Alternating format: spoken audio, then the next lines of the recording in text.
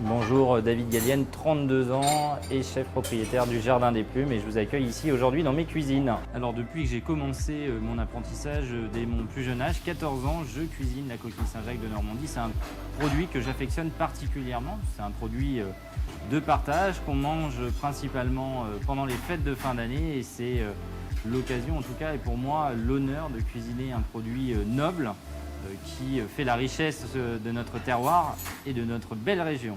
Pour moi, c'était tout naturel de cuisiner la coquille Saint-Jacques de Normandie. Je suis basé, j'ai grandi en Normandie, et c'est pour moi un travail de tous les jours de défendre les producteurs, la pêche locale, la pêche durable aussi, et la coquille Saint-Jacques en fait partie. Moi, j'aime bien l'assaisonner en fin de cuisson et pas en début de cuisson.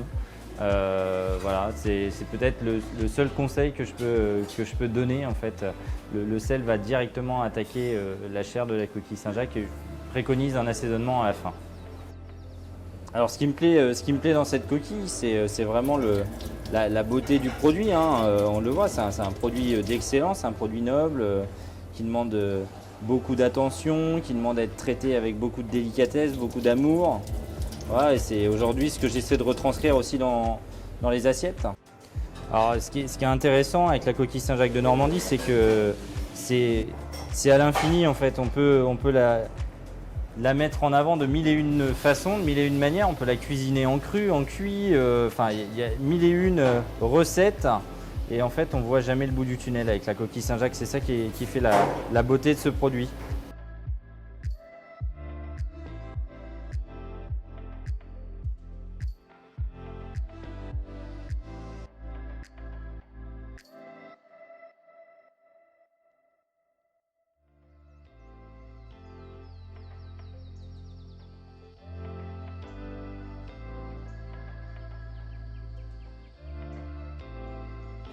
Bonjour, David Gallienne, 32 ans et chef propriétaire du Jardin des Plumes, et je vous accueille ici aujourd'hui dans mes cuisines. Alors la recette qu'on va réaliser tout de suite, c'est un cannelloni de Saint-Jacques de Normandie, travaillé avec choux, graines de piaf et agrumes. Avec un couteau à Saint-Jacques, on vient donner sur le côté une petite ouverture. On vient racler en fait le dessus de la coquille, comme ceci, hein. Voilà, donc on voit la fraîcheur, hein, de la Saint-Jacques, la noix bouge encore. Et puis ensuite, on va tout simplement décoller le muscle et l'intestin, hein, qui est juste derrière la noix. Voilà, comme ça tout autour. Et voilà, on a notre belle noix de coquille Saint-Jacques. Alors ensuite, on va venir récupérer la noix de coquille Saint-Jacques. On va juste voilà, passer avec une cuillère sur le côté de la noix pour récupérer uniquement le trésor. D'abord, on va préparer le tartare de Saint-Jacques.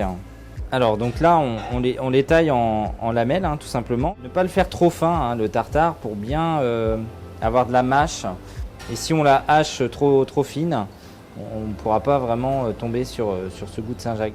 À l'aide d'un petit couteau, on va venir tailler comme ça, hein, pour récupérer que les petits grains de brocoli. Sur le chou-fleur, et là on va récupérer uniquement les petits sommités.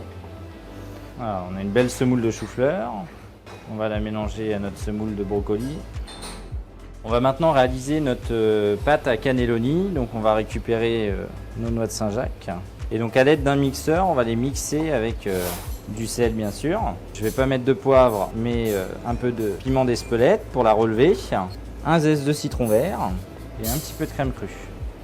L'assaisonnement est parfait. On va maintenant passer à la cuisson de notre pâte de cannelloni. Alors on a notre farce à cannelloni qui est prête.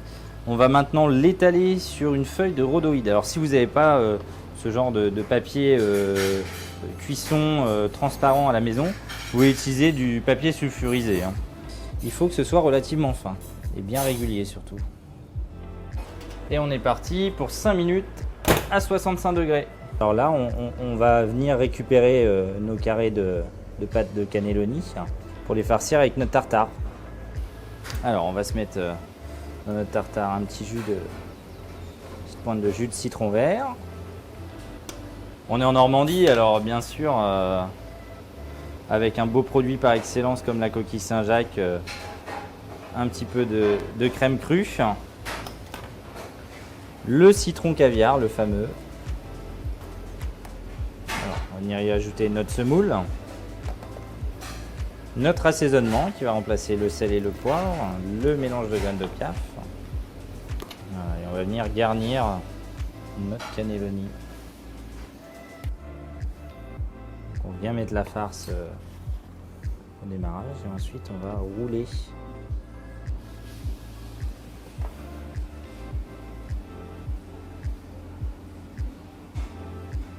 Alors maintenant on va passer au dressage de notre cannelloni. Donc on va venir mettre un peu de notre mélange de graines de piaf dans le fond de l'assiette. On va venir disposer nos cannelloni de coquilles Saint-Jacques, quelques points de citron confit, quelques points de crème crue fermière également, légèrement fouetté. Et on va venir décorer de quelques pousses, quelques herbes et fleurs du jardin, tel un tableau de Monet. Il faut rappeler qu'on est ici à Giverny, au pays des impressionnistes. Et voilà la version de mon cannelloni de coquille Saint-Jacques de Normandie.